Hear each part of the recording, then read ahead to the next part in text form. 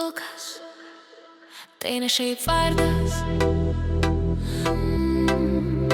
tai kelias. Lukas tai vardas, sėkmės ženklas, nors kelias nelengvas, jis eina be stabdžių. Kiek kartų krito, nieks neskaičiavo, bet kiekvieną kartą jis vėl atsistojo. Žmonės kalbėjo, tau nepavyks, jis tyliai šypsojo, žiūrėsim kas bus. Nes ne žodžiai kuria žmogų stiprų, o veiksmai, kai lieki vienas su savim. Ir nesvarbu kas netikės, nes jis žino ką daro čia.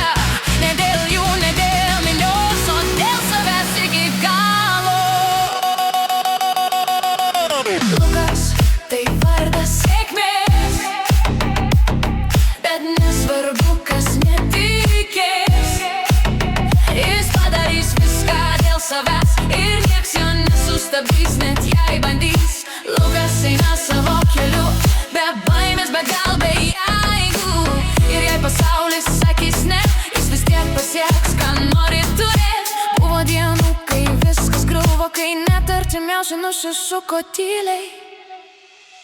Bet būtent tada jis tapo stipresnis, nes suprato, gali pasikliaut tik savim. Naktimis galvojo, kaip išeit aukščiau, be plano, be pagalbos, tik su tikėjimu. Ir nors kelias ilgas, jis eina pirmin, nesustot dabar jau nebe variantas. Jis ne iš tų, kur greit pasiduoda, jo galvoj tik viena kryptis. Ir jei kris dar kartą pakils, nes jis jau toks nepalaužiamas viduj. Lukas tai vardas sėkmės, bet nesvarbu kas netikės. Lukas tai vardas sėkmės, bet nesvarbu kas netikės.